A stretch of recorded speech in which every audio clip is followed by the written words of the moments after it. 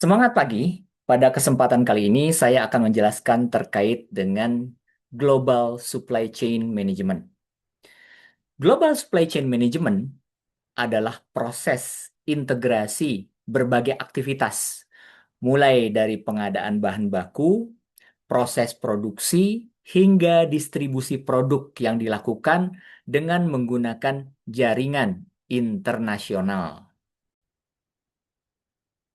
Pada prakteknya, supply chain tidak hanya melibatkan satu perusahaan saja, tetapi juga pemasok, produsen, penyedia jasa logistik, distributor, retailer, hingga pelanggan yang tersebar di berbagai negara.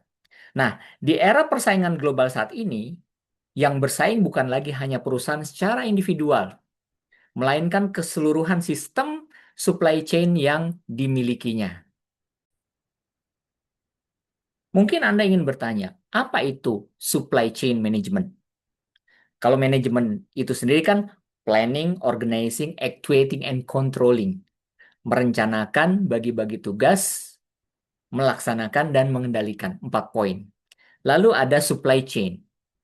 Manajemen supply chain atau supply chain management adalah aktivitas perencanaan, pengelolaan, pengadaan, produksi, logistik, serta kolaborasi antar mitra bisnis.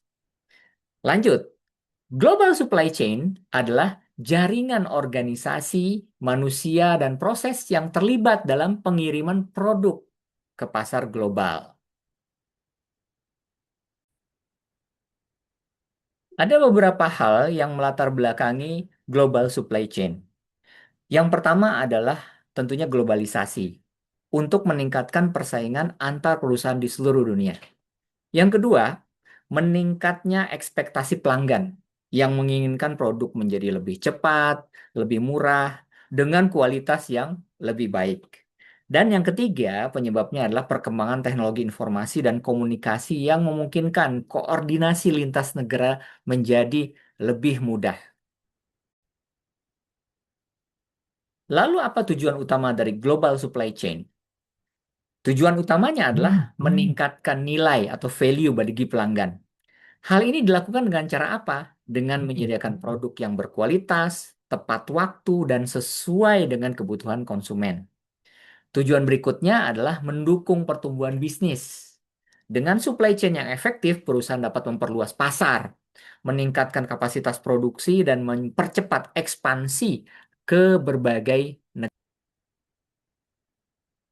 Studi kasus, misalkan Cina. Saat ini, perkembangan global yang tadinya mengarah ke Amerika dan Eropa, ini beralih ke Cina. Ada satu pertanyaan, mengapa banyak perusahaan memindahkan produksinya ke Cina? Pertama, globalisasi menciptakan permintaan terhadap produk yang lebih murah dan produksi yang lebih efisien. Di mana di sana jumlah penduduknya banyak, kemudian teknologi terus dikembangkan, bahkan robotasi juga berkembang. Sudah mah orangnya banyak, teknologinya dikembangkan terus. Ya. Kedua, Cina menawarkan ekosistem manufaktur yang sangat lengkap, mulai dari tenaga kerja yang banyak, infrastruktur yang memadai, pemasok bahan baku yang tersedia, hingga jaringan logistik yang terintegrasi. Yang ketiga, banyak perusahaan multinasional ingin meningkatkan profit dengan menempatkan fasilitas produksinya di wilayah yang memiliki biaya produksi yang lebih rendah. Jadi di sana itu biaya produksi rendah, ya. Nah, kombinasi faktor tersebut menjadikan Cina saat ini sebagai pusat manufaktur terbesar di dunia.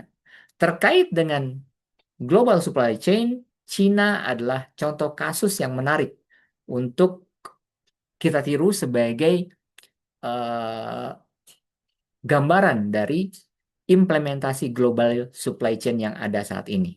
Mudah-mudahan informasi ini bermanfaat bagi Anda dan tetap semangat belajar. Sampai diketemu di sesi berikutnya.